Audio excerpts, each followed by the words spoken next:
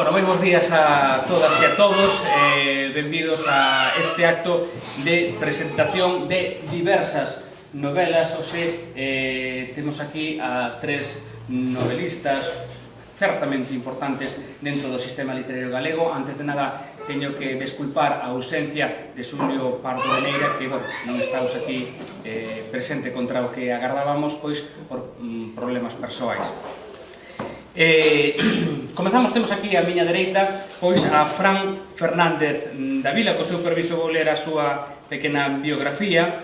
Francisco Javier Fernández Davila, palabra grave e sen acento, é fillo de Humberto, engrasador nun barco de pesca de altura, e Benilde, ama de casa, labrega e obreira. Grazas ao duro esforzo dos seus pais e familia, estudou enseñaría, profesión que ven exercendo dende o ano 2000, deseñando e construindo máquinas e instalacións que conxelen e conserven cousas. Gústalle o fútbol, pero non pode xogar porque está moi gordo e non ten amigos que o inviten nin de porteiro. Mala sorte, Fran. Tocou o bombardino na banda da súa vila durante 10 anos e comezou a escribir en 2016 como concepto de terapia antiestrés. Dende entón e até este ano gañou máis dunha trintena de premios, case nada, a metade de poesía e a outra metade de narrativa, que o levou a múltiples publicacións colectivas e a 7 libros individuais, 4 novelas, A senda de sal, A lana, O bosque do duque, ese Hertogenbosch, non sei se é, Groenlandia, que o temos por aquí, e os seus 2 poemarios en solitario, Mover os marcos e Compostela, Mover os marcos do ano 2019 e Compostela, do ano 2023. Primavera, que é o libro que temos aquí e que o que hoxe presentamos é a súa primeira novela. Temos aquí tamén hoxe de Fran, un libro que me acaba de traer, A senda de sal, o primeiro libro de Fran, e temos tamén outro dos libros que temos aquí en venda, a Groenlandia, un libro publicado por Editorial Galaxia. Isto no que responde a que compite a Fran. E por outro lado temos aquí a Xosé de Cea. Onde está aquí? Xosé de Cea, nado en Barcelona no ano 1970, exerce a escrita en diversos ámbitos como poesía, narrativa e xornalismo. Traballou para La Voz de Galicia e o Sindicato Labrego Galego, editando máis de 100 números do voceiro desta organización agraria Fouce. Ademais, colaborou con xornais e revistas como A Nosa Terra, Tempos Novos, Praza Pública, Página Abierta e Soberanía Alimentaria. A súa obra publicada reflite esta diversidade. En poesía, presenza da Fenda, que foi primeiro premio Letras de Cal xa do ano 2001, Solsticio de Río, a Césit no 16º certame Francisco Añón do ano 2010, Vilareda do ano 2018 e o excelentísimo Versos para Alén da Ponte do ano 2020, se non me equivoco, publicado por Editorial Hurtado. En narrativa infantil e juvenil ten publicado O lume dos soños, que foi primeiro premio Meiga Moira do ano 2004, Revolución de Trito, finalista do 12º premio Reina Lupa do ano 2019, e En Terra Rara, finalista do 4º premio Agustín Fernández Paz do ano 2021. Como xornalista, a crónica Baixo a lona preta, xornal de viaxe dun brigadista na Bahía do MST do ano 2013, non sei se estou pronunciando ben. Coimbra, este libro que temos aquí hoxe, é a súa primeira novela orientada a un público adulto. Este é o libro que temos aquí de Xosé de Cea. No que respecta a Jorge Emilio Bóveda, nado en Ourense, Auria Bella, entendo que no casco histórico de Ourense, non? Non, pero gustanos decir que Auria é Auria Bella, porque a cidade empezou aí. Claro, foi menos prosaico, nací no complexo hospitalario. Nacido en Auria Bella no ano 1975, é escritor de narrativa e ensaio, así como docente de lingua inglesa no ensino público de Galicia. Foi guionista, debuxante e músico, é responsável da xeración Illada xunto con Fontenla e Eladio Medel, e coordina a revista cultural Inviable, de que creo que todos nós temos unha chapiña hoxe aquí. Entre as súas obras destacan Anoitece en Bulgaria, publicado en Toxos Outos, o libro Cero, publicado en Galaxia, que o temos tamén por aquí, e que tamén está aí a venda, Deserto García, en Galaxia, Eternos Propietarios, Premio do Peirao en Tandaya, As Sete Mortes de Leopoldo Pardo, en Xarais de 2018, e O Monstro de Ille en Galaxia 2017. Evidentemente tamén ten publicado este Caixa B na colección Nume da editorial Todos os Outros, que é o libro que hoxe nos trae aquí. Vamos a facer unha primeira pregunta xeral para todos. Como vemos comentaba ao principio, non é unha entrevista de preguntas ao uso, nin de preguntas de lugares comuns, como estamos acostumados neste tipo de eventos, pero sí quero facer unha primeira pregunta introductoria, moi breve, que só dúas frases nada máis. Onde encadraríades a vosa obra? Cal é a aportación feita polos vosos correspondentes libros á literatura contemporánea galega? Sei que é unha pregunta un chisco comprometida, pero para iso estamos aquí hoxe. Podemos empezar, non sei quen é o máis valiente dos tres. Eu non sei que responder, así que respondame. Vai pensando porque te sei responder. Jorge, por exemplo, sei. Teño a axuda de Xulio Pardo de Neira, que precisamente non puido vir hoxe, porque na presentación deste mesmo libro de Caixa B en Lugo, hai pouco, un mes e pico, pois botoume unha man a favor desa pregunta que me fixeches. Non estou moi de acordo, pero, bueno, vamos a suscribir as palabras del para responder, non? Que sería, pois, nunha revisión dos xéneros populares para tentar facer literatura culta. Ese sería, se existise a corrente daqueles autores que empregan a literatura popular para tentar facer literatura culta, pois sería o meu sitio. Non sei se respondín ou... Perfectamente. Fran? Pois, carai, non tiña pensado... Bueno, eu na miña vida non tiña pensado ter obra literaria, e moito menos tiña pensado encaixala en ningún sitio, porque de feito síntome un pouco, digamos así, alleo a corrente, ao sistema literario, non? Síntome un pouco alleo a correntes ou a todo tipo de influencias nese senso. O que sí sempre procuro na miña obra é ser eu mesmo, non? É dicir, tratar de facer o que a mí me gustaría ler, pero tratar de facer algo que diga, bueno, pois isto son eu. Se houvese que encaixalo nalgo, a verdade é que miñas obras, a narrativa adoita ser moi lírica, a miña narrativa adoita sempre ter moitos trazos de poesía, e a miña poesía tamén adoita ter trazos narrativos, non? Entón sempre estou aí, non fago prosa poética, pero sempre estou aí nesas lindes. Eu creo que se houvese que definir algo, e agora pensando en alto, eu creo que a miña obra quere ser unha obra de lindes. Unha obra que sempre estea preto dos marcos, ao bordo de todas as cousas. De feito, a miña formación é de enxeñería, entón eu veño dunha linde, veño de fora das lindes da literatura galega. E creo que por agora me sinto cómodo nesa ubicación xeográfico-literaria. Eu vou parafrasear a Balbino, eu vou dicir que eu son un escritor de aldea como que dixo un ninguén, non? Son eso, sí. A miña obra, eu creo que reflicte a miña vida, é unha obra tamén desarraigada. Entón eu, hasta que coincidín con Fran no curso de Suso de Tor, nos fixo esa pregunta, non? Que o primeiro que ten que facer un escritor é preguntarse que tipo de escritor quere ser, non?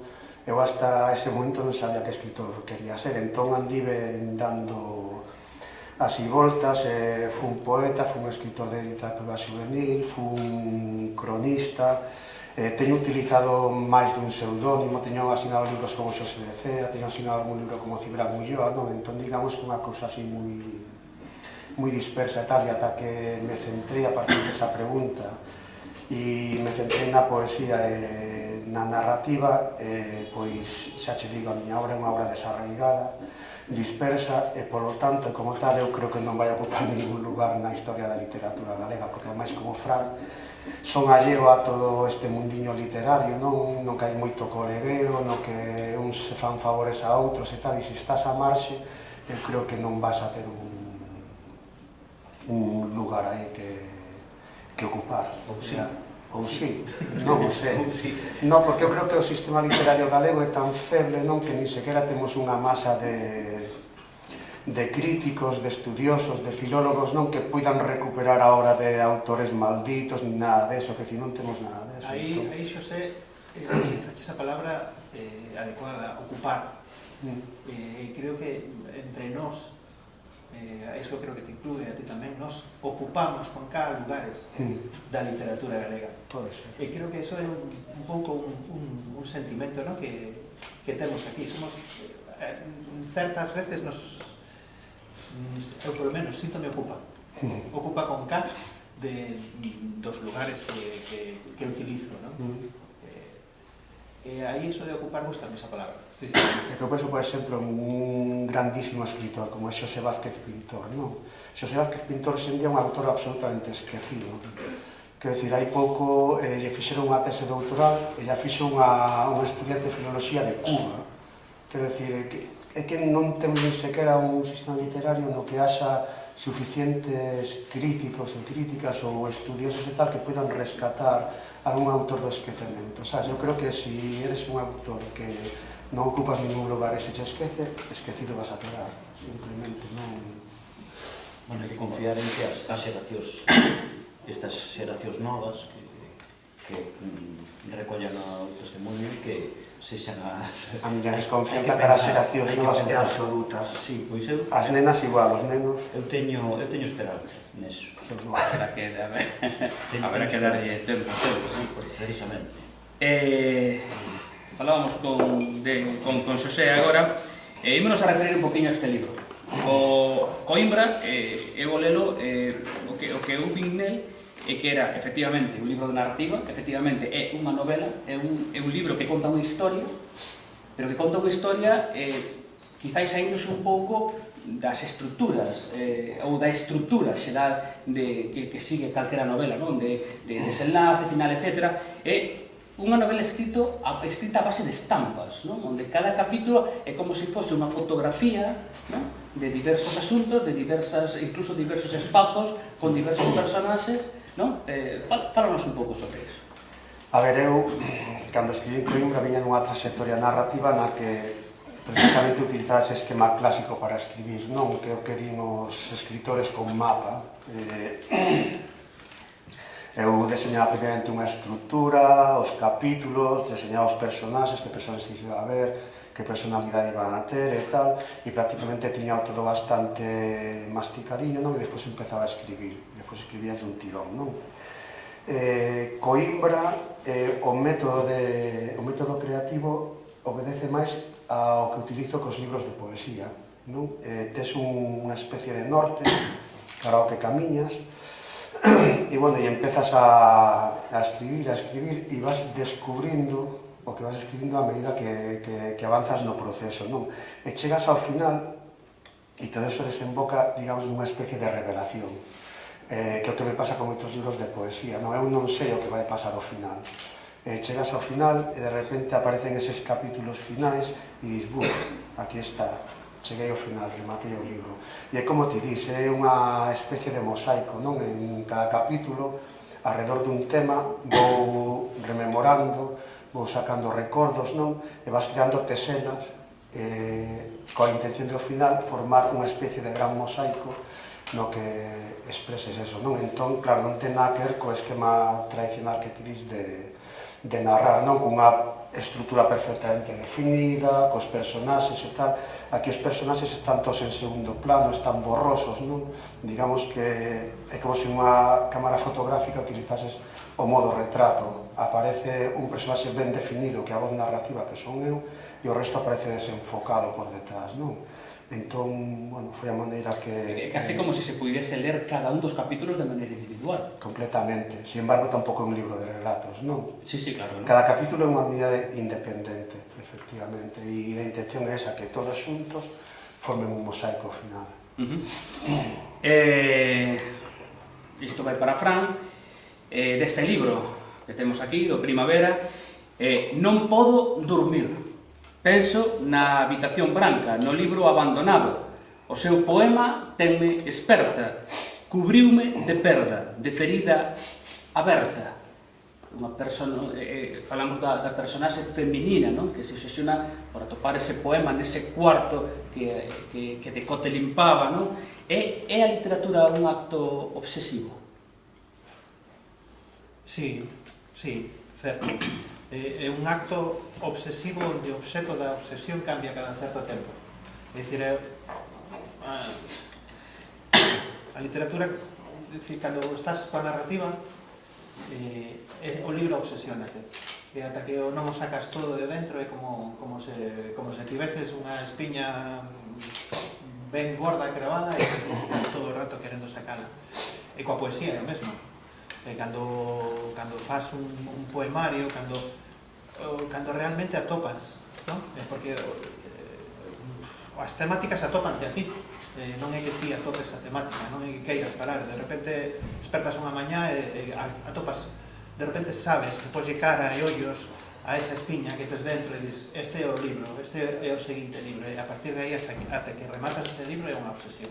Sí, é certo, é certo.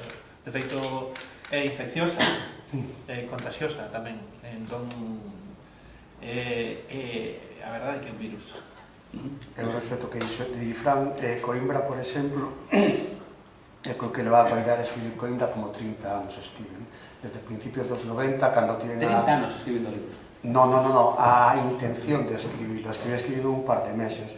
Pero quero decir que eu a necesidade de abordar a miña infancia, a miña adolescencia a través da escrita da literatura, non venmo obsesionando dende que empecé a escribir ali a principios dos anos 90. Ata que atopei a forma de facelo, non? Que foi agora, recentemente, pois non escribí, quero dicir que o que di Fran, eso de que tes unha obsesión aí ata que non a sacas, non das parado, pois... Hai un feito incuestionable, non? Non está aquí só presente, pero dos 4 libros que os íbamos presentar aquí, 3 ao final, estamos falando de 4 libros completamente diferentes, que non teñen nada que ver e que foron un pouco escollidos ao show. Cando decidimos traer a estes escritores aquí, escollimos os libros un pouco ao show e xurdiu que cada un ten a súa personalidade propia, o seu xeito de escribir e que ademais son xéneros, como no teu caso, por exemplo, Jorge, no que tratas o xénero detectivesco policiego, son xéneros completamente diferentes, que non teñen nada que ver, non? Vicente Otero Risco, San Bento, Mercamona, podría seguir, notei estes, calquera semellanza coa realidade é pura casualidade, non, Jorge? Si, o que dixeches de... Estou falando de espazos, como é o caso de San Bento, ou Mercamona, non? Que é un supermercado, hasta creo que é un supermercado que está en San Bento, se non me equivoco, é dun personaxe principal como é Vicente Otero Risco, non? Estou falando de cousas que saen neste caixabe de... Falaches de xénero negro e policial, é unha volta de porqueta, é o que dixemos antes, unha tentativa, o tempo dirá si lograda ou fracasada, tampouco me preocupa moito, pois eso, de chegar ao xénero culto a través do xénero popular, literatura culto a través de... E despois co matiz das lecturas previas, que hicimos compañeiros, moito non sei, un remuiño mental, o que lle chamo eu escribir ata cando non se está a escribir, que precisamente se trata disso e tal, e crear un ambiente propio que ten o trasfondo da crítica social, como ben puideches ver na volvemos á lectura, a obsesión pola escrita, non? Sí. O sea, estes escritores que son escritores non só cando están escribindo, sino que son escritores cando están comendo, cando están traballando, cando están paseando pola rúa, teñen sempre iso no máximo. Sí, é plasmar, como decía Juan Talló, plasmar para non facer cousas peores. Está moendo e tes que rematas plasmando para non tomar outros camiños máis nocivos. En Coimbra, o protagonista afirma que a súa teima pola lectura ven dada daqueles libros primeiros. Hai listas, a veces moi longas, non? Neso, incluso me recorda a unha teima que tamén ten aquí pois, en Ramón Torrados, aí presente entre o público, de facer listas, non? De cancións, de películas, pois, ao ler onde o teño? Ao ler este Coimbra era constante, non? Aparecer esas listas, non? De libros infantis, de libros que li. Canto consideras que é importante comezar a ler de pequeno? Canto de importancia ten iso, non? Amamos o que somos cando somos novos e por iso lemos aos sermos adultos?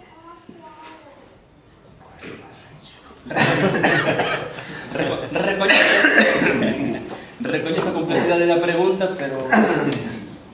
Para min a lectura foi fundamental porque, bueno, eu fui un rapaz así de pequeno cos meus traumas, coas miñas cuitas, e para min a literatura, en primeiro lugar, era unha forma de evasión, non? Eu evadíame da realidade a través da lectura. E despois a lectura para min foi importantísima porque marcou todas as vocacións que tive ao longo da miña vida, non?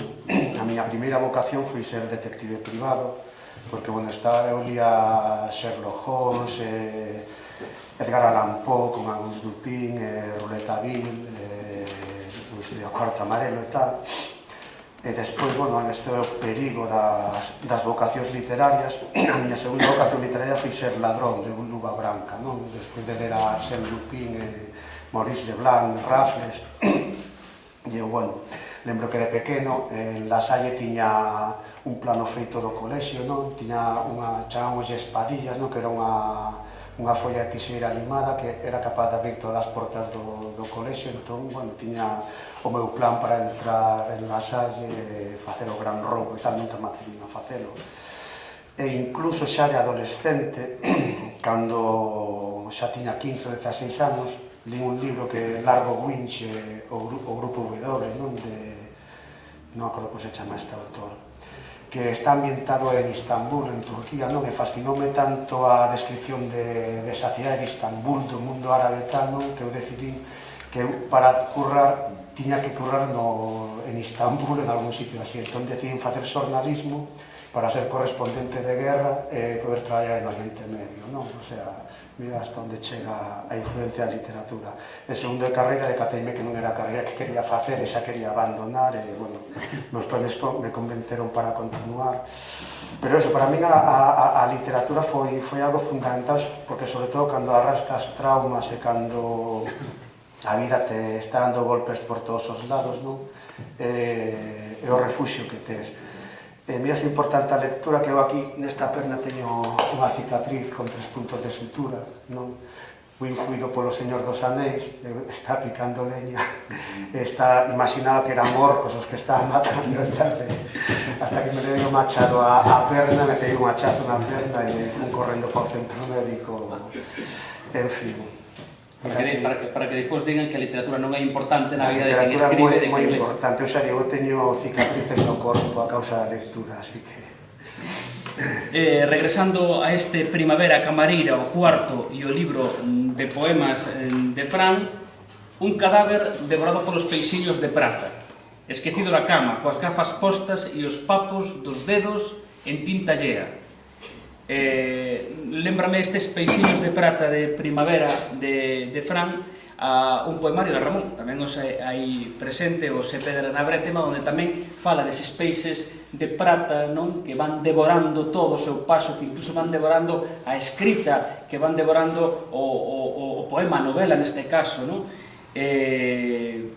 Está condeada a obra literaria a desaparecer, a ser esquecida, a ser precisamente devorada por eses peixiños de prata?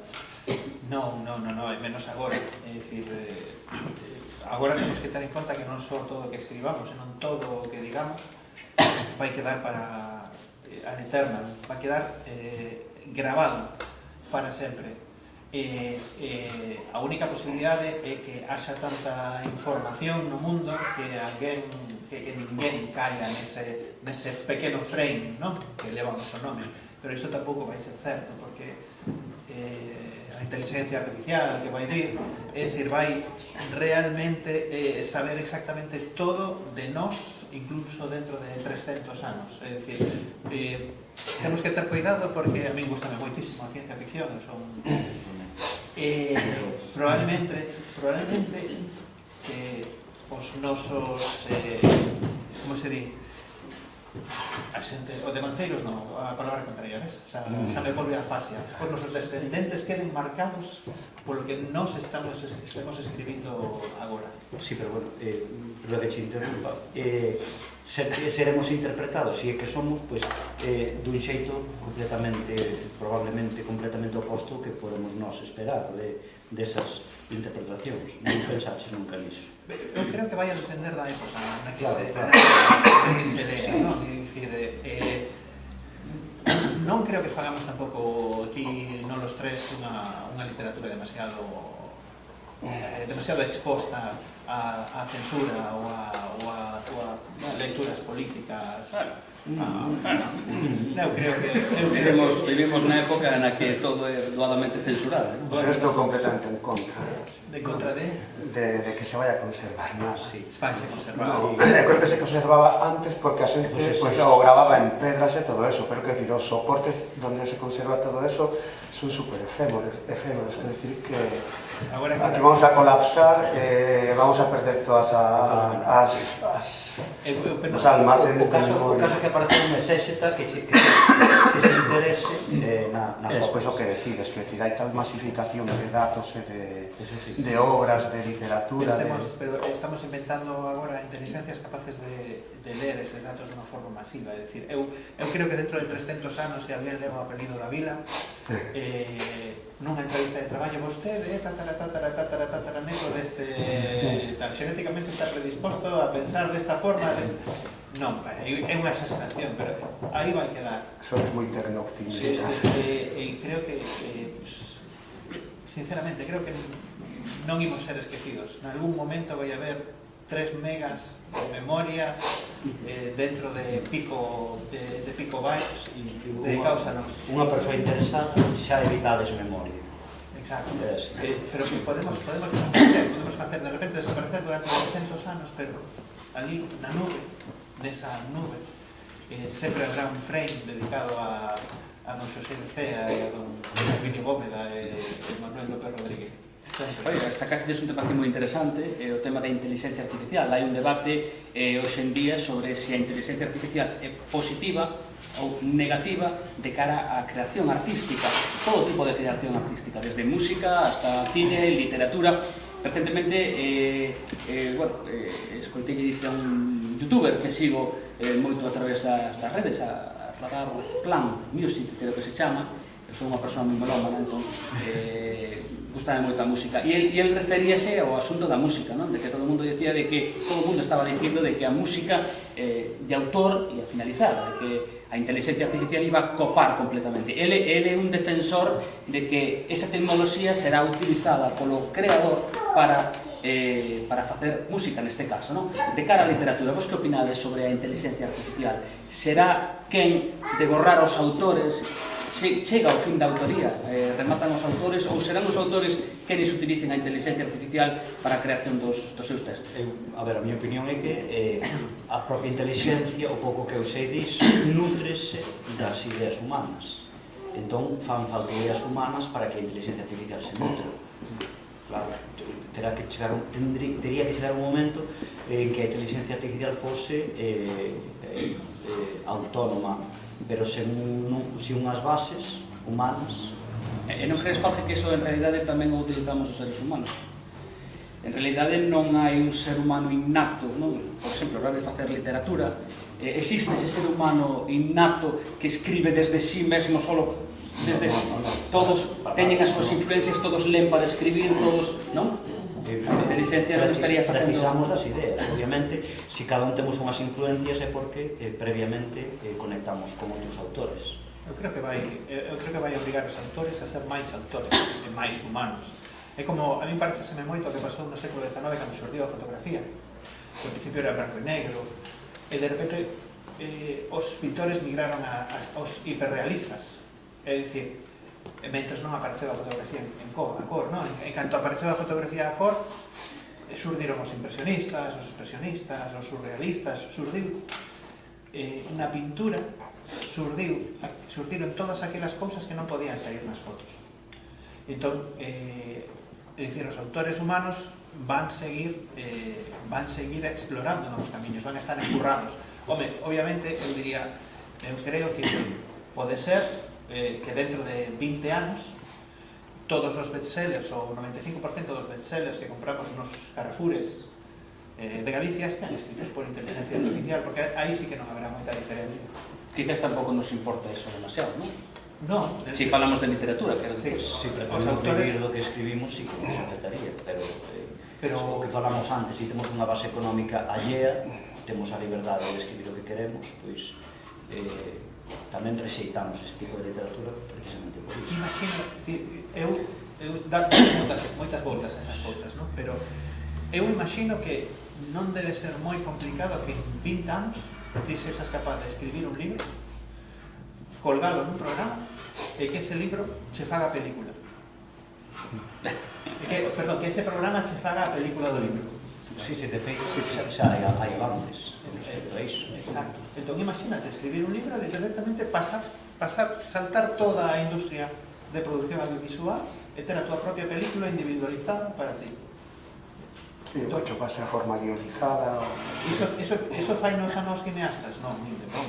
Máis que nada, deberíamos de loitar por a individualidade creativa, precisamente, por ter unha voz propia, por non escribir como o outro 80% de escritores de bestsellers, senón procurar a propia voz. Sempre ir un paso por diante do Sei que a inteligencia artificial nunca vai lograr emular a singularidade de cada uno. Quer decir, toda a tua historia personal, os datos que ti tes, as influencias que ti tes e todo eso é único, entendes? A inteligencia artificial o que fai é manexar unha cantidad de datos que para ti é imposible, pero a tua personalidade, a tua historia personal faiche cruzar eses dous datos que a inteligencia artificial non vai poder facer, e aí é onde está a creatividade. A día de hoxe non, pero hoxe en día colgamos tantas cousas, tantos pensamentos nas redes sociais, que eu sigo pensando que cando morramos dentro de 150 anos alguén vai ser capaz de reproducir o noso flujo de pensamento, simplemente a base de todo o que escribimos, todo o que colgamos en redes. Eu creo que se escribes así en plan fórmula, sí, senón vai ser difícil. Quer dicir, por exemplo, utilizas a fórmula do bestseller como te dice tal, unha inteligencia artificial vai non podes facer unha estructura musical e tal para facer unha canción tamén e todo eso. O sea, as cousas que se poden reproducir matemáticamente e por fórmula, sí. Senón é imposible que se reproduza a singularidade de cada quen, creo. Eu creo que porque é único. Eu creo que sí que, é dicir, que sí que nos van a poder. Non tardarán moito en aparecer programas que sexan quen de seguir escribindo como Sir Conan Doyle aventuras subsecuentes de Sherlock Holmes. Pero eso é factible, xa. Claro. Sí, eso xa acontece. Pero bueno, porque son unha fórmula. Claro, exactamente. E nos Pero non pode aparecer unha inteligencia artificial que escriba poemas como Ologanovo, por exemplo, non sei. Sí, seguro. Sí, ti crees. Home, esperemos que non. Pero sí, o que pasa é que a nosa obrigación como creadores humanos é tratar de ir sempre un paso por diante. Pero só vai ser un paso, porque en canto demos un paso vai ser copiado e absorbido polo sistema. Entón estamos obrigados sempre a ir o seguinte, non? O que fixeron os pintores respecto á fotografía. Se me permitides, volvemos aos libros que os aquí nos traen. Vamos de novo co Caixa B de Jorge. O detective, falamos dunha novela detectivesca, non? Dunha novela negra, a súa maneira. O detective Pastor Páez é un tipo que lee bastante, non? Está seguido lendo, ou cando menos está sempre cun ou con outro libro que ademais semella nunca rematar, non? Comeza a ler un libro, pausa, colle outro, diferente. No contrario, Vicente Otero, que é ese pai de familia que vai a San Bento de veraneo, non? Cos turistas, négase a lle mercar nun primeiro momento un libro a súa filla, coa excusa de que xa ten moitos na casa, non? E a filla retrucalle, un dato interesante, a filla retrucalle dicindolle que os libros caen na casa, que son os que compra a nai, que ademais que non lle interesa porque, entre outras cosas, están en castelán, non? Vicente Otero non quere gastar nin cartos, nin esforzo, ainda que ao final creo lembrar que sí, efectivamente, lle compro o libro, pero de principio non quere gastar cartos en mercar libros. Mas non dubida en mercar brinquedos a un vendedor ambulante que anda por ali. Eso, pois, regatea con el e mercalle. É como se non quixera, non? Precisaría Vicente Otero, cito concretamente a Vicente Otero, porque parece como que é un home que durante toda a novela non é un home que acabe psicolóxicamente non se melle moi feliz. Tampouco vou facer moito spoiler, non quero facer moito spoiler dos libros, pero ten un pouso como de incomodidade, de tristeza, de non atopar o seu sitio no espazo onde está situado, non? Necesitaría Vicente Otero, tal como fai o detective Pastor Páez, ler máis para ser feliz. De feito, Vicente Otero é un burócrata displicente e amigo do alleo, con iso xa digo moito. Despois, o seu bagaxe redúcese a traballar de contable nunha empresa da que desaparece a Caixa B cos cartos da recaudación de Nazario Sigüenza e probablemente debería non, sí que lle estaría ben replantexarse a súa propia existencia precisamente por iso, non? Por permanecer na tona da realidade. O propio libro ten dúas lecturas, ten unha superficial e despois ten unha máis fonda. Vicente Otero vai estar sempre na tona da trama da historia, non? Así como Pastor Páez xa ten outro mundo interior que precisamente xoga na súa contra, porque tampouco ese mundo interior non é axeitado para o traballo que desempeña, porque hai moitas veces que se despista e perde pistas e é un investigador desastroso debido precisamente ao mundo interior que ten e a caixa B que porta. Hai dúas caixas B, a caixa B dos cuartos e a caixa B dos libros que leva Pastor Páez con el para ler mentras fai a investigación, pero empezase a entremezclar as dúas facetas e ninguna é exclusivamente boa, nin a outra é permanentemente axeitada, non? Non sei se... De Coimbra, eu cheguei a ter unhas botas de fútbol de segunda man. O certo é que estaban impecables. Como eran malísimo en calquera deporte, a única posibilidade que tiven de aproveitalas foi usándoas como calzado convencional un par de días. Mas descubrín que era un suplicio ir e vir ao colexio camiñando sobre beirarrúas e asfalto con aqueles armatostes nos pés, por suposto, cos tacos das botas de fútbol. Pode chegar a ser un suplicio dedicarse á literatura con ferramenta inadecuada en espazos que non corresponden?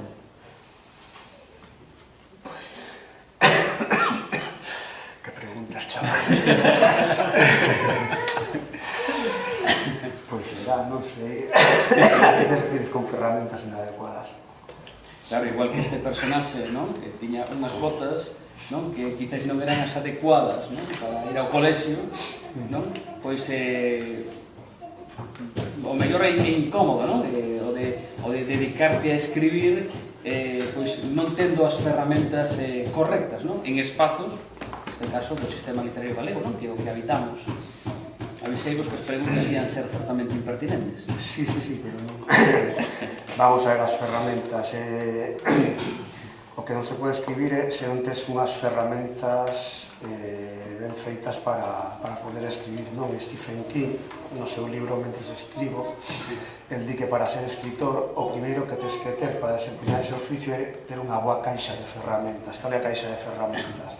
A gramática, a ortografía, o vocabulario, etc. Non? Si esa caixa de ferramentas ti non podes lanzarte a escribir, non? Entón, a mí resulta así bastante cómico, non? Ver xente, por exemplo, que en redes sociais igual che publica un poema así sin puntuación e tal, así moi vanguardista, e ti ves o texto que o introduce, non? Que está super mal puntuado, non? E digo, bueno, e esta persoa como se atreve a... Non todo vale, non? Claro, entón, dice, sin ferramentas, pois as ferramentas son moi necesarias e hai que ter unha boa caixa de ferramentas para abordar o oficio de escritor. Unha caixa A. Unha caixa A. De todas formas, aí, eu creo que a incomodidade é necesaria, incluso motiva. Outro día topei un vídeo de David Bowie dicindo que está moi ben estar iso de nadar mentres faz pé, pero se faz pé non estás no sitio correcto a hora de crear. É dicir, o que el buscaba sempre é ir ao sitio onde non facía pé, onde había un risco. Decía que o autor que non se arrisca non está realmente facendo avanzar a súa arte, non? E gustoume iso, de feito iso de ir á escola con con botas de fútbol pode dar unha perspectiva totalmente diferente sobre o árido que pode ser certo elemento que para nós é diario, sobre o árido que pode ser a cera. Pero imagínate as botas de fútbol cando tens que ir ao campo. Sí que darían máis seguridade, non? Máis sustentación, máis agarre, máis para ir... Neste caso, excluindo a Jorge, polos dous sodes poetas tamén, non? Que os hai, non? Polos dous sodes... Si, non comeu ese segredo. É unha caixa B. Sí, a miña poesía está en caixa B. É difícil, non? A veces cambiar de xénero, non? Para mí é necesario. É dicir, cando menos crea esa incomodidade, ese saírse desa zona de confort de escribir. Non, para mí é o contrario, é dicir, eu fuxo dun xénero para outro. Cando farto, ás veces empachas da narrativa. Chega un momento onde mentalmente dis, boa, chega un bloqueo, chega un impasse, sabes que hai un momento onde decir, non, aquí estou como intentando, como cando alargas unha relación que dis que non vai cara adiante, non? Xa se laboral, xa se... Entón aí, cambio, xa se esa que está na poesía, que estou dicindo, estou atascado, paso a narrativa, e da narrativa paso a poesía, é salto, entón utilizoas para abrir fiestras na casa, para ter aire fresco. A mí pasa igual. Eu igual estou unha temporada lendo poesía e a minha poesía é algo que me exixe unha dedicación lectora moi potente, non? E acaba realmente enfastiando e acaba che cansando e ao final chegas a un punto que dis acabouse, e pasa unha narrativa e así ando ahora mesmo estou en fase narrativa. Sí, de feito anomámoste a vir a Carolado escuro, non? Aburrido a literatura. Permitidme agora que saleu o tema da poesía, ainda que hoxe non imos falar de poesía, mas aquí estamos os mesmos poetas que narradores, non? Que novelistas, o sea, aquí. Pero permitidme un momentiño citar outra vez o Versos para Len da Ponte, que foi un libro de Xosé, un libro de poesía de Xosé que, en referencia ao que ti dicías, non? Que xa remoía, foi un libro que a min, en verdade, me moveu de moi adentro. Non vamos a falar nada sobre el, porque vamos a centrar na narrativa, pero sí é certo que é un libro que paga moito a pena. De Primavera, máis unha vez, deste libro, hai unha escena na novela onde se fala dos cargadores dos móviles, e creo que é algo que acontece en todas as casas, non? Eses cargadores dos móviles que xa non serven e amoreamos, pois, porque sí. Ímonos guardando nunha bolsa, na miña casa hai unha bolsa así de grande, cheo de cargadores de móviles e de aparatos eléctricos que xa non serven, pero guardamos eses cargadores por si en algún momento necesitamos eses cargadores, nunca máis volven a servir. E falase desa escena, non? Cando atopan un cargador que un cliente do hotel creo que esquece, se non me equivoco, e que o gardan por ali, que non o tira, non? Dice de que eso vai quedar por ali, non? Acontece un pouco mesmo cos libros, refírome a vos xa non como escritores, é unha pregunta que tamén que podemos responder todos, senón como lectores, non? E non sei se é o voso caso, mas amoreamos máis libros dos que podemos ler ou conservamos libros que xa non imos volver a ler ou que simplemente non imos a ler ni sequera por primeira vez? Bueno, Primavera sucede nun hotel. Bueno, sucede hai dous ambientes, por suposto o ambiente laboral da protagonista e a casa da protagonista, non? Sucede, é unha novela de interiores. Sucede nun hotel porque, claro, eu viaxo moito polo meu traballo e paso moitas noites, durmo moitas noites en hotel. A escena esa dos cargadores de móviles, claro, eu son usuario do hotel, non son unha limpadora. O exercicio que fixen co libro é porme do outro lado. Entón, a min lembro unha escena, lembro un momento na miña vida que eu perdera un cargador e chamei o hotel, ois, que estive nesta habitación, onte, tal, non sei que, quedoume un cargador ali. Perfecto. Entón, en recepción dixeron, un momentiño, que imos preguntar. Silencio incómodo de 30 segundos, levantan e din, non atopamos nada. Obviamente eu dixen, non atopastes nada, non queredes nin mover sabes, entón dixen, pero se fan isto con todo o mundo, entón é que teñen unha caixa enorme con cargadores que non lle van a devolver nunca a ninguén. Se o fan comigo, fano con todos, non? Entón dixen, Que cabrón. Pero quedei con esa escena e aproveiteina para isto, non? Cos libros creo que é diferente, porque no hotel estes atopan os cargadores e que non queren asumir o traballo de devolverlos. Eu recoñezo que compro moitos libros por agarimo. É dicir, que os libros, un libro non sabes o que vai ser ata que o lees, non? Entón, os compras por vicio, por agarimo, uns comezaos, outros simplemente a vida non che vai a deixar lelos. Pero, a parte da narrativa, eu compro moito máis poesía que narrativa. Porque cando lees un libro de narrativa, un libro de narrativa exixe moitísimo tempo, poucas veces vas volver a él.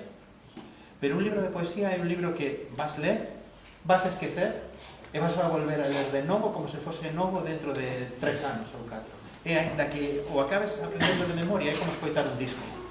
É dicir, vas volver a él, vas volver a ese poema que che gusta, podes abrirlo por calquera momento. Entón, eu penso que nos libros de narrativa teño moitos na casa que non vou ler, teño moitos na casa que non vou rematar, case ningún vou volver a ler, pero os de poesía sí, sei que os de poesía volverei sempre. Entón, esa é un pouco a miña diferencia. Un símil espantoso, pero é como o surtido poeta que había nos anos 80, que sempre ibas as mesmas galletas, os barquillos, as de chocolate e as outras, as que tiñan forma de margarida, que daban pauliñas, quedaban esquecidas. Pois eu penso que eses son os libros de ler e esquecer, pero é inevitable e, por exemplo, no caso eu tendo a acumulalos. E unha vez pensei que todos os libros, por malos que sexan, aportan algo. O que pasa é que, se aportan moi pouco, pois sentes certo desprezo cara a eles. E acaban relegados, como esas pobres galletas do surtido que ninguén quere comer, non? Eu concordo con el, eu son un pobre lector de poesía, pero algo de poesía sí que leo, e concordo contigo en que son uns libros de poesía aqueles nos que recuncas, pero tamén, no meu caso, nos clásicos, non? Sempre volvo aos rusos, sempre volvo a Borges, sempre volvo a Cortázar, non sei por qué, non sei se é por a consagración eterna deses autores, pero que... A mí pásame algo parecido, de feito, con Coimbra, fixeches un libro onde podes volver e podes abrir por calquera páxina e ler só un capítulo e xa está, non? É como se fose un poema que lees. E eu tamén procuro facer o mismo, procuro escribir libros con capítulos moi curtiños onde se poida volver soamente a ese capítulo. É un capítulo, unha historia adicional, pero sempre procuro montar os libros de forma que se poda volver individualmente ao capítulo, e incluso interpretarlo como un poema, se queres interpretarlo así. No caso de, falábamos dos rusos, no caso da literatura galega, precisamente os escritores de contos, Dieste, tamén son moi aditivos para volver a eles, os contos de Castelao, o Arrayanos, Vicente Risco. No noso caso, o tema dos libros é un problema físico, o sea, na casa, así, outro día discutíamos, non? Que podíamos facer, o sea, temos o despacho onde temos o ordenador, está todas as paredes, as estanterías, todo ateigado, libros uns sobre outros, despois temos na salita outra biblioteca, todo o mundo está ocupado, no sótano temos un mogollón de estanterías todas ocupadas, libros en caixas, xa non sabemos que facer con eles. Non sei se coñeces un conto de, como se chama, Xavier Queipo, que é un tipo que iba todos os días á librería a comprar tomos da enciclopedia británica e todo eso. Pois pasamos un pouquinho igual, temos aí unha especie de... De feito, debería haber unha especie de aplicación que fose capaz de calcular o momento no que tes máis libros na casa dos que vas a poder ler na tua vida. Creo que non fai falta, pero eso requeriría introducir datos, cousa que no caso dos que amoreamos ao vez é inviable. No noso caso é imposible, vamos, non... É dicir, hai máis libros xa, todos temos máis libros na casa dos que poderíamos ler en varias veces, probablemente. bueno, temos algúns a esperanza nos fillos en que os E o problema é que seguimos comprando libros. Sí. E o problema dos fillos é que eles, se saen lectores, non van ler os mesmos libros que lemos. Probablemente.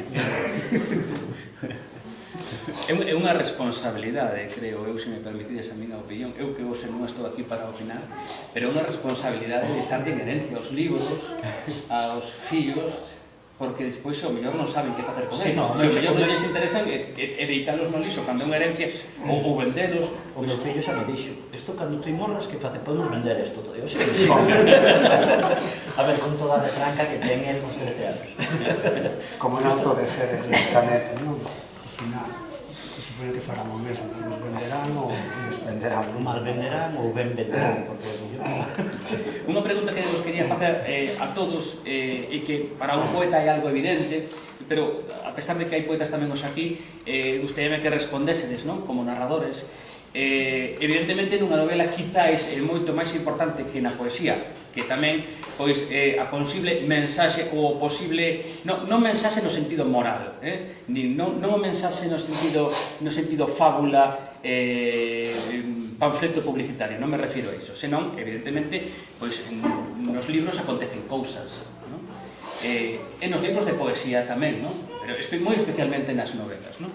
Entón, como novelistas, para vos é moi importante esas cousas que acontecen, ese significado do texto, esa historia, ou tamén é importante, e supoño que sí, ese xeito no que está escrito, esa sonoridade, que é unha mágoa que non este aquí hoxe Xulio, porque si atopei algo bastante diso no seu libro, pero esa sonoridade que fan as palabras cando os lees, non? A min aconteceme que en algúns dos libros vosos que lín, e en moitos outros, estás lendo un libro, citaba antes a Otero Pedrallo, non sei se aquí en aberto ou antes de comezar o acto, eu a Otero Pedrallo leo e moitas veces esquézome e non me importa o que me está dicindo.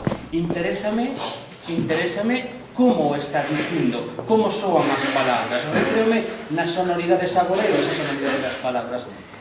Para vos, canto de importante hai nunha cousa noutra? Eu penso que está, se non ao mesmo nivel, moito máis importante o xeito de escribir que precisamente o que contas, porque os temas están tratados xa de antemán, entón, como dixemos antes, temos que engadir a nosa impronta, e a nosa impronta basease no que nos lemos, e precisamente, bueno, pues está ben buscar unha propia voz recreando no xeito de escribir. Eu tamén son lector de Otero Pedrallo e, bueno, concordo contigo no que dis. Moitas veces xa non é o que di, porque está falando pois, dos vagos que caen no examen ou da vendima, das tareas de labranza, pero baste do significado do que conta e recreaste no xeito que tiña el de contarlo. Entón, para mí casi é máis importante, para precisamente procurar unha voz propia, non? Sí, para mí o estilo é o todo, Sí. todo, absolutamente todo, non? É moi difícil contar nada novo, pero tamén o que queremos que quede é o nós, non? Eu creo que o objetivo de escribir é perdurar, é dicir, este son eu e isto era o que pensaba en ese momento, pero sobre todo a tua voz, non? Exacto, a voz, claro. Hai moita xente que está en contra porque di que é máis difícil escribir sinxelo. Non me acordo quen decía, era un escritor galego que decía a modo e con sinxeleza. Non lembro, pero é algo moi habitual, desprovisto de adxetivos. Sí, ata certo punto. Eu son, bueno, a min gustame máis a prosa que tenda máis o barroquismo, a metáfora, a procura de estruturas pouco vistas ou menos vistas posible. É que precisamente eu como lector o que máis me gusta atopar en escritores e escritoras é precisamente as voces propias, non? A súa maneira persoal de contar. Estou pensando, por exemplo, en Virginia Woolf ou Cormac McCarthy, ten unha maneira de narrar moi propia e tal, e nesa voz precisamente eu creo que onde está, porque o que di neles, o que queres contar probablemente xa estea contado. Entón, he dicido, eu creo que de todo. Imos volver a falar de Caixa B, imos ir xa pouco a pouco rematando o acto. é un feito neste libro, é un feito innegable a presenza do humor, non? Moitas veces a cedo, non? A veces a parodia, a retranca, a ridiculización dos personaxes, non? Nunha obra, volvo mesmo outra vez, de corte detectivesco, ninguén se cefa da mofa constante do propio autor, non? O detective, o policía, os turistas que tamén son postos a caer un burro, da igual, os personaxes casi semellan de cartón, tipo guiñois, non? Como se fose unha obra de teatro de Monifaces. Venme a cabeza pois o Rei Ubu de Alfred Jarry ou incluso ás veces esa parodia quixotesca, non? Esperpéntica, efectivamente. É o autor que escribe o libro Un ser malvado cos personaxes? Non, foi escrito deliberadamente, despois de unha observación da realidade e de reflexión, de ter lido a Valle Inclán, que me encanta tamén, despois de corroborar coa observación da realidade do esperpento que vivimos a diario, que nunca é suficientemente ficción, realmente a realidade é a frase de sempre, é un topicazo, non a vou dicir, pero ocorren cousas propias de Ibáñez incluso, ahora que morreu hai pouco, o Mortadelo de Filemón, o esperpento, entón é unha digamos que exageración, non é para nada unha masacre aos personaxes, simplemente pois é contar dende a exageración, dende a falamos das palabras que se nos van, bueno, hai unha palabra aí literaria que fala precisamente da exageración, da hipérbole, non? Entón, buscado, pois, para reflectir, a xente di, sí, marca moito a sociedade de Ourensá, pero é extensible a calquera. Eu levo bastantes anos traballando por meu traballo con persoas estranxeiras, case todas son dos Estados Unidos, e de conversas que temos, pois, teñen anécdotas do rural americano que poderían ser perfectamente da taberna que de feito surdiu outra novela miña que é unha mestura entre Ideario Galego e Webster, que se chama Deserto García, xurdiu desas conversas que tiña con eses auxiliares de conversación, que realmente a anécdota pode ser común a toda a humanidade, non? Que pode ser enfocado nunha idiosincrasia concreta, pero o que é o trasfondo das relacións humanas pois ven sendo igual en todos os colectivos, non? Entón, pois, se buscaba precisamente iso. Xa para ir poñéndolle o punto final a este acto, unha pregunta xeral para os tres, non? Necesita a literatura, como no seu momento se necesitou na música ou noutras artes, na pintura desde logo, necesítase algo máis de atrevemento? É unha pregunta xeral, xeralizada, non? Necesítase un pouco máis de atrevemento? Necesitamos máis ser máis punks a hora de escribir, sin ter tanto en conta as opinións que sobre as nosas obras veñan verquidas desde fora? Eu penso que xa respondemos esa pregunta con todo o que levamos falado. Claro, ao falar dunha voz propia, estamos falando de certa transgresión, que decía el antes tamén, da primeira pregunta, que viña sobre ocupar espazos que non nos corresponden. Eso xa é punk, realmente, non? De certa maneira. É que senón toda a literatura que sería monocorde, sonaría toda igual, non? Se todos fan novela negra, todos fan literatura suspense, quero dicir, o importante eu creo que está nas voces propias e no... cando ti dis algo que ninguén antes dixo, non? O expresas e tal, eu creo que esa é o que justifica que ti esteas nun sistema literario, que a tua aportación singular, non? Con respecto a esa corrente xeral na que, bueno, todos intentan ser escritores de éxito, todos utilizan a mesma fórmula, literatura de suspense, literatura negra e tal.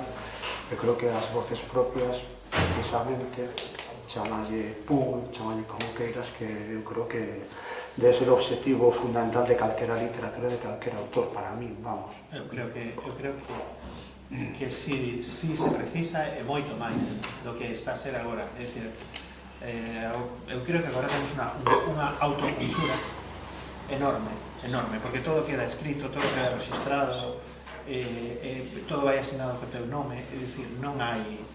E certo gregarismo temático tamén, cando unha cousa en todos os ten... sentidos. A literatura hoxe en día está sendo moi políticamente correcta. Houbo tempos moitos peores que a estes, onde os autores foron moito máis valentes, do que creo que persoalmente estamos sendo todos agora, nese senso. Eu creo que incluso o punk xa é algo mainstream. É dicir, é como iso da xente que pensa que os Ramones son unha marca de camisetas, non? Pois sí, acabamos de convertir os Ramones nunha marca de camisetas, non son outra cousa. Perdón, porque isto é políticamente incorrecto, pero é que pásanos por todo. Publiquei unha vez unha foto dunha camisola dos Ramóns que vimos nunha tenda que tiña de fondo a bandeira inglesa.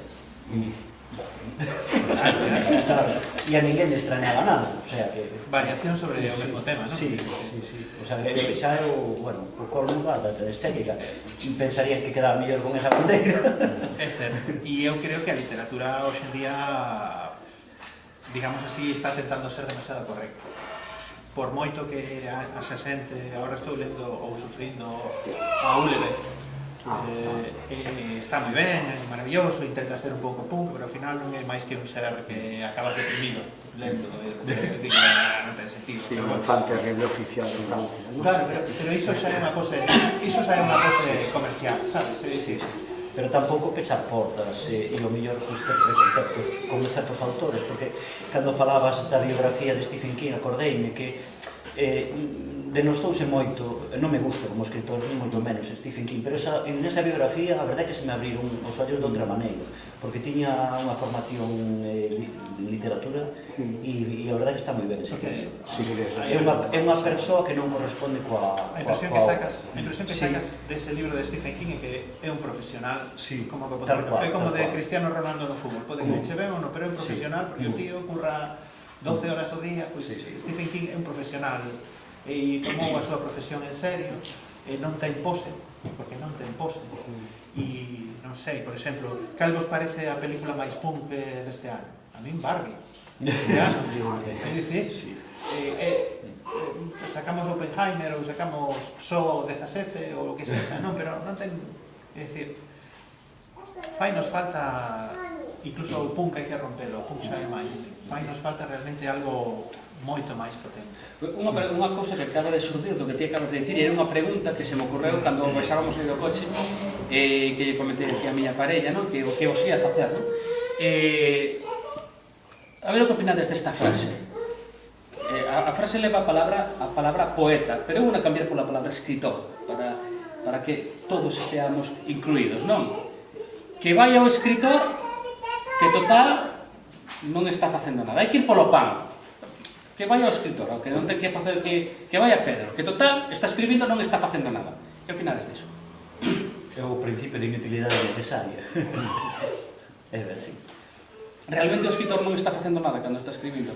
Realmente non está desenvolvendo o oficio. A ver, eu creo que é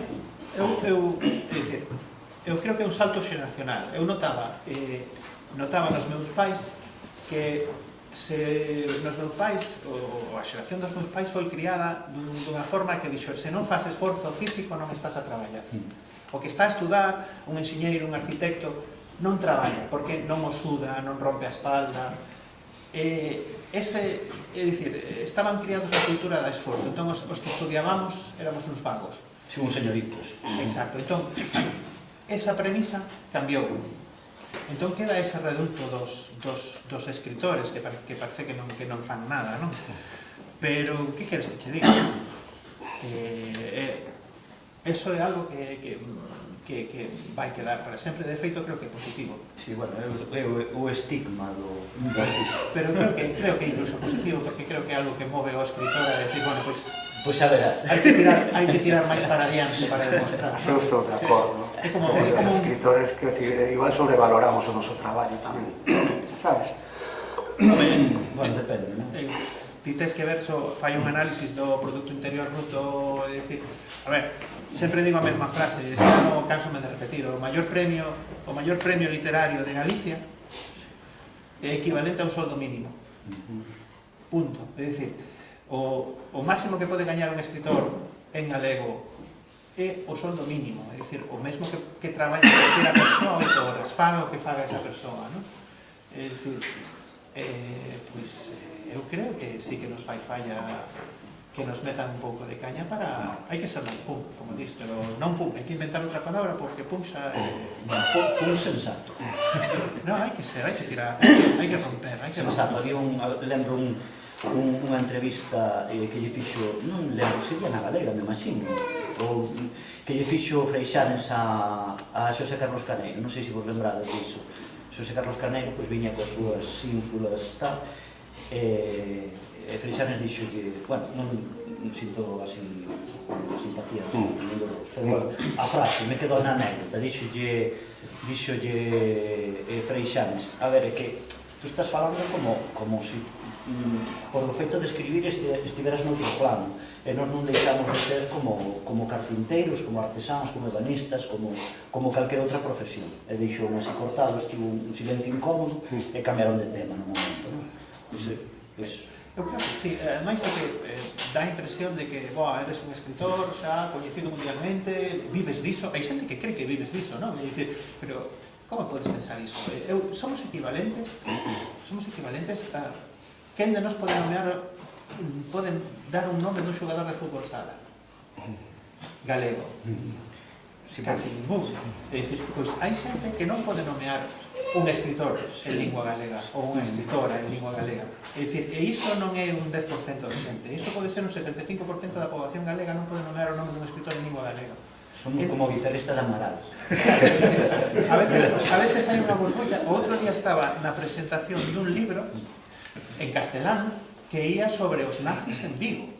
E hubo un home que fixo a seguinte pregunta: e ti crees que Vigo é unha boa cidade para facer novelas sobre ela? Porque eu só coñezo esta novela túa que estás presentando ti e a mención que fan Xulio Verne en 20.000 leguas de viaxe submarino. Non coñezo ningún outro libro onde se mencione Vigo. E eu digo, claro, que quere dicir eso? Esa persoa non coñece a literatura galega. É que debe ser a cidade máis citada na literatura narrativa galega, non? E máis en novela... Sí. Pois o que se demostra que nos sobrevaloramos a veces, non? Eu creo que a literatura xenera unha burbulla sobre si mesmo que fai que creamos que todo o mundo coñece a literatura en galego, é imposible, isto é un arte marginal. Completamente, e sobre todo en galego. Exacto. Bueno, se nos parece, deixamos...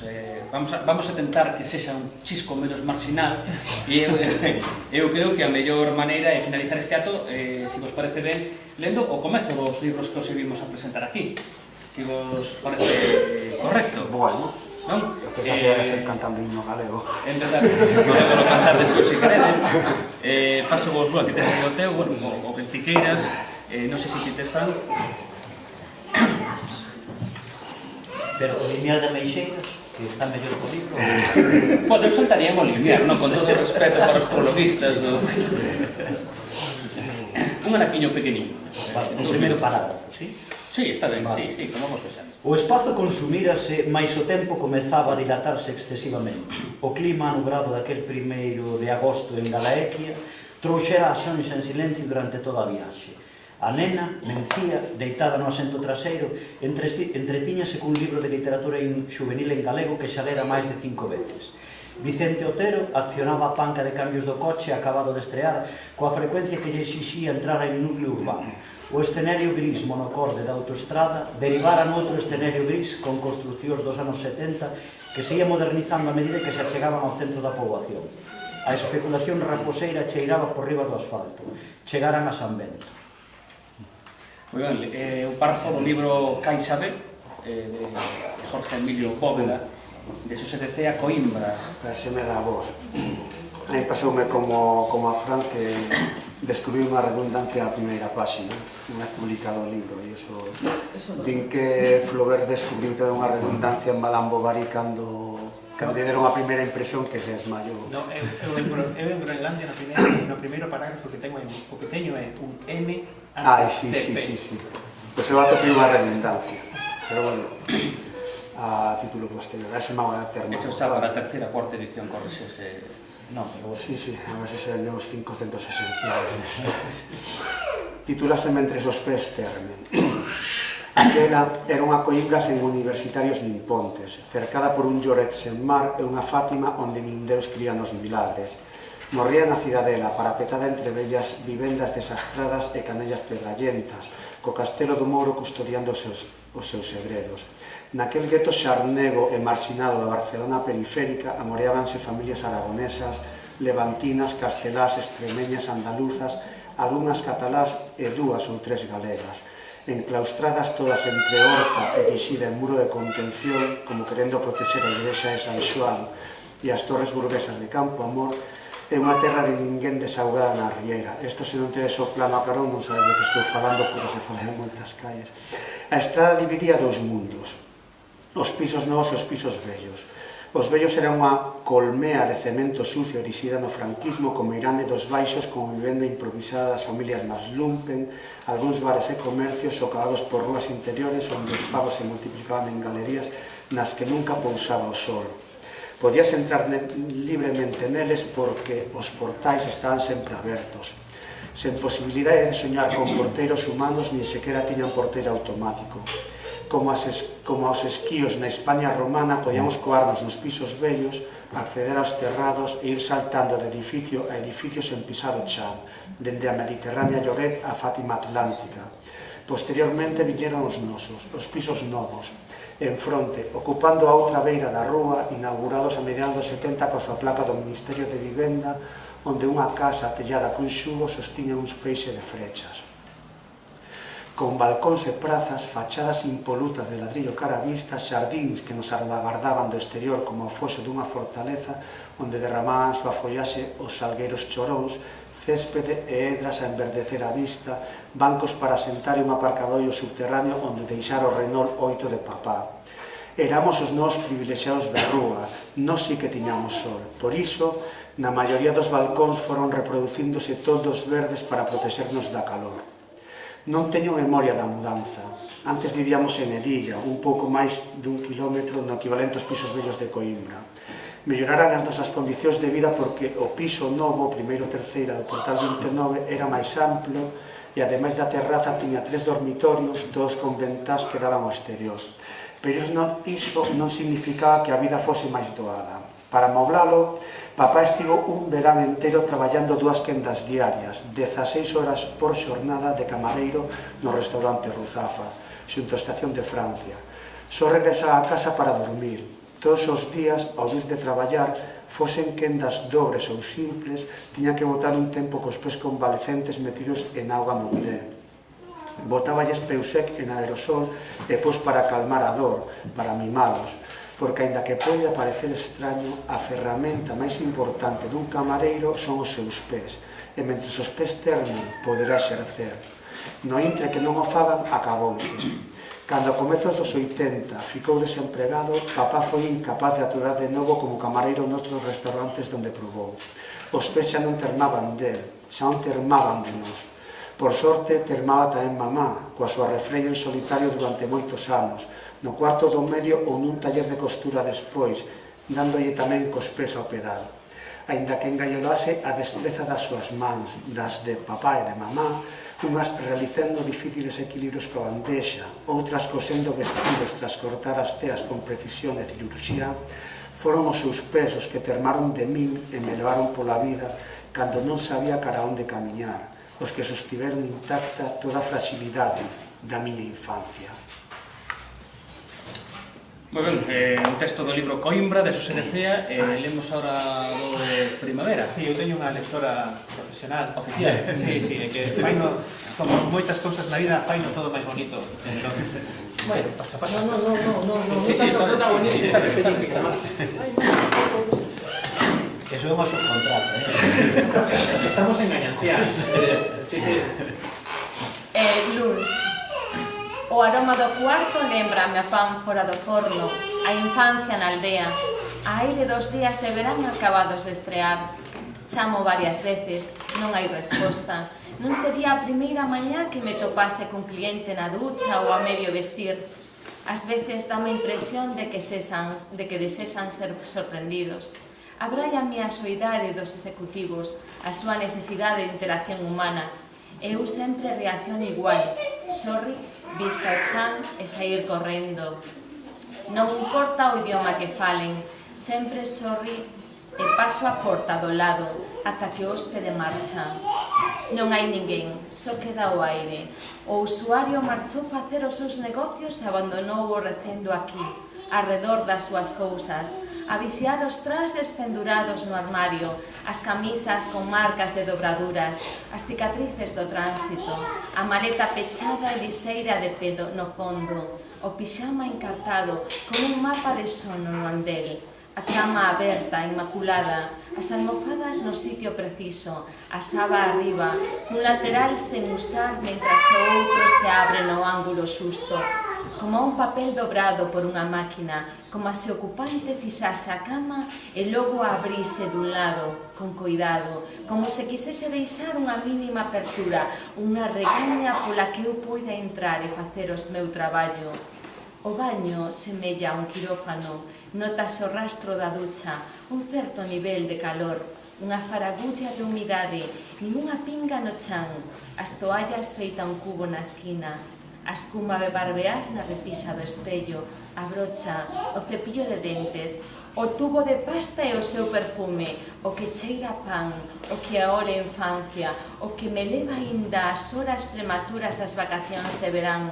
Arranxo a cama na forma estándar do hotel, na corporativa da cadea, calquera que sexa o sentido da cadea, cubro as sabas coa colcha, tapo tamén as almofadas para que o ripio da aspiradora non as alcance, enchufo o cable, prendo a máquina e comenzo a chuchar o recendo, a desfacerme das marcas, a despersonalizar ese fogar temporal, esa toba que alguén se construíu con parsimonia nunha cidade allea.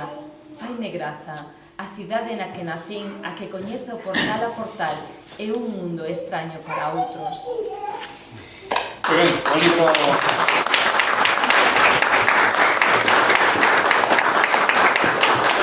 Este era o libro Primavera de Fran Fernández Davila.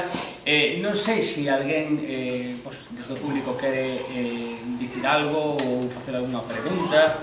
É unha oportunidade única localizar a estes tres escritores, é difícil. Entón, pois, se queredes facer alguna pregunta ou ameazalos ou algo, pois é o momento. Xurxo, ti. Non. Pois, ben, se vos parece ben, poñemos punto e final a esta presentación de libros. Quero facer unha pregunta. Unha pregunta aí, a ver, perdón. Para o meu pai. Aproveita que este é o momento. Aquí non pode defenderse. Un dos libros de que dixeches de poesía e todo eso, cal foi do que máis transmitiches, dos que máis sentiches? Versos para alén da ponte, porque sabes que vai sobre a túa avoa, non? E sobre o proceso de enfermidade e morte da avoa. Onde temos que falar sobre ese libro? Outro día. Moi ben, pois se non hai máis preguntas, nada, poño aquí as portadas dos libros que presentamos hoxe. Este Primavera Camareira, o cuarto, e o libro de poemas de Fran Fernández Davila, Coimbra de Xosé de Cea e este Caixa B de Jorge Emilio Bóveda. Por certo, o libro de Jorge publicado por Toxo Soutos, o de Xosé de Cea por Galaxia e o de Fran pola Fundación Vicente Risco. Lamentamos, pido disculpas aquí en nome de Xulio Pardo de Neira, que tiña que estar aquí tamén hoxe presentando o seu libro, pero por causas de forza maior, pois a última hora pois non puido asistir. Verémolo en calquera outra ocasión. Simplemente insistir que merquedes os libros, que de verdade eu aquí non teño interés de ningún tipo, nin son familiar dos amigos, nin son o escritor, nin son o editor, pero de verdade que son libros que pagan moitísimo a pena. Grazas aos escritores por estardes hoxe aquí e moitísimas grazas a quen cede de maneira gratuita, desinteresada, sen ánimo de lucro, a xente da asociación Gazafellos do Val, sempre confundo, non sei se Gazafellos do Val ou Val de Gazafellos, Gazafellos do Val, pois a cesión deste local, tedes un espazo, xa o temos dito en outras ocasións, maravilloso, moitísimas grazas, pois, por crear toda esta infraestructura que nos permite estar aquí. Nada, vémonos na seguinte.